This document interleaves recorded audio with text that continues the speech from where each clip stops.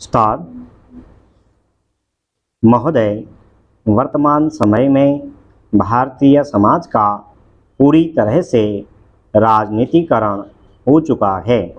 आधुनिक भारत में राजनीति की जड़ें सभी धर्मों व जातियों में बहुत अच्छी तरह जम चुकी हैं। पिछले 2-3 दशकों में शहरों के साथ साथ गांव में भी राजनीतिक चेतना उत्पन्न हो चुकी है। भारतवर्ष की सभी राजनीतिक पार्टियों ने जनमानस में अपना आधार बनाने व मजबूत करने के लिए संस्थाएं व समितियां बनाई हैं।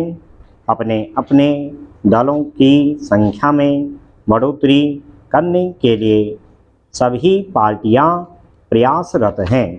चुनावी दिनों में इन संस्थाओं पर बहुत कुछ छोड़ दिया जाता है और निसंदेह जीत भी उसी दल की होती है जिस दल के छोटे स्तर के कार्यकर्ता अधिक निष्ठा व अनुशासन से कार्य करते हैं।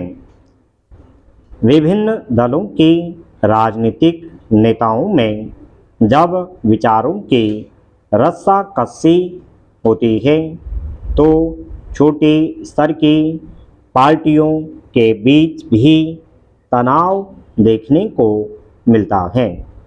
जमीन से जुड़े कार्यकर्ता अपनी पार्टी के प्रति सचेत व गंभीर रहते हैं तथा यह तनाव की स्थिति कभी कभी हिंसा का रूप भी धारण कर लेती है और इस तरह के हिंसक उदाहरण हमें देखने को भी मिलेंगे।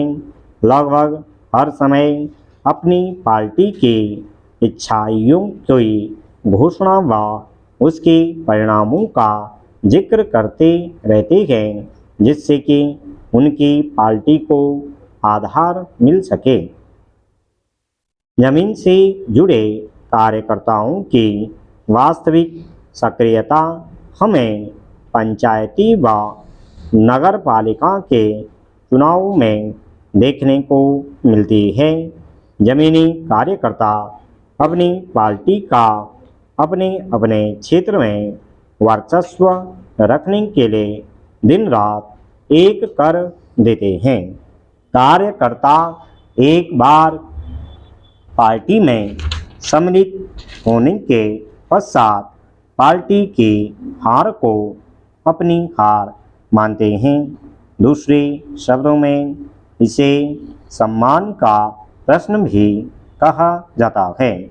जमीनी कार्यकर्ता चुनावी दिनों में अपने आधार पर वोटों की खरीद फरोख्त व जोड़ तोड़ करने में कोई असर नहीं छोड़ते। सभी क्षेत्रों में संस्थाओं व कार्यालयों के होने के कारण क्षेत्र विभिन्न पार्टियों में बंटे दिखाई देते हैं। जमीन से जुड़े कार्यकर्ताओं का नेता किसी कुर्सी पर बैठता है, वह उनकी लगन व परिश्रम का परिणाम होता है।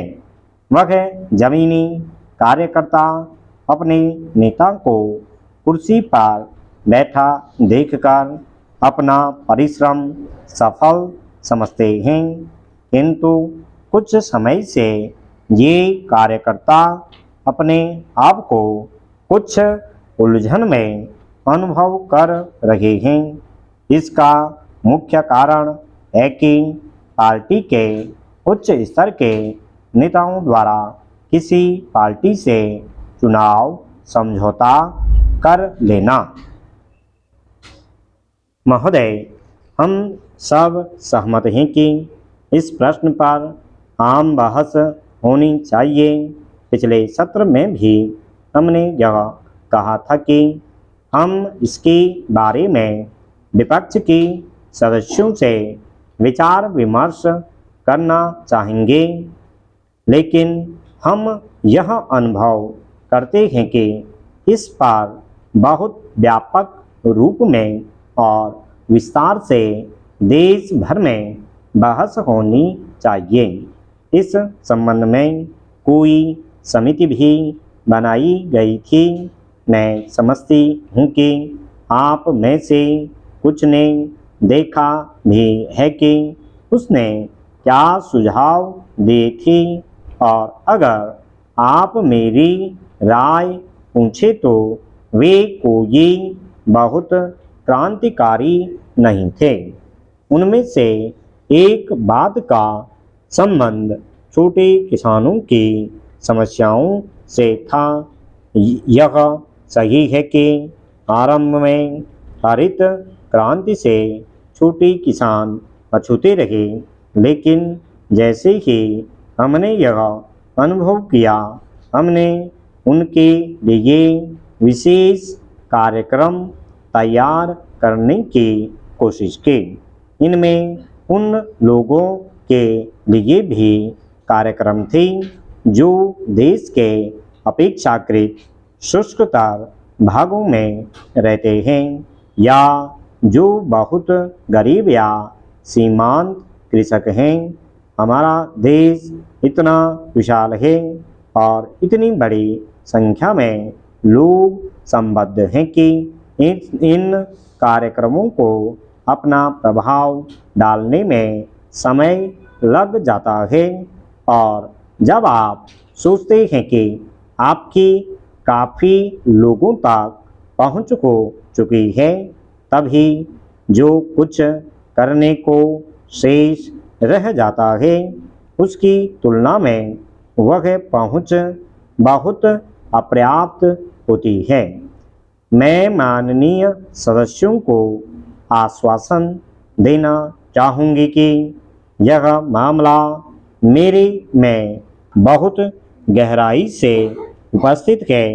सदस्य जो भी सुझाव इस संबंध में देना चाहेंगे, उनका स्वागत होगा।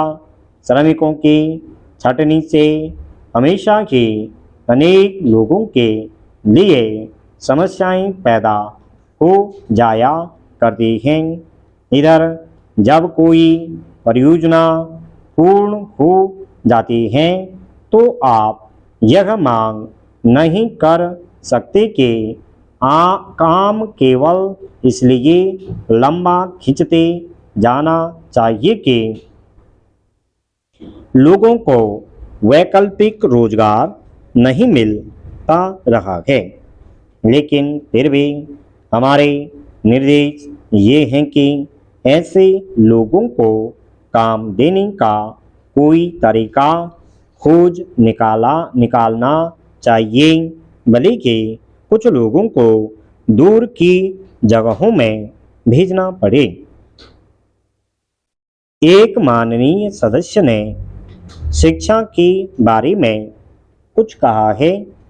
उनका विचार है कि सरकार शिक्षा को एक प्रमुख विषय नहीं मानती। यद्यपि प्रमुख शब्द का प्रयोग एक विशेष अर्थ में किया जाता है, लेकिन यह कार्य नहीं कहेगा कि शिक्षा किसी भी समाज में एक प्रमुख विषय नहीं है। स्टॉप।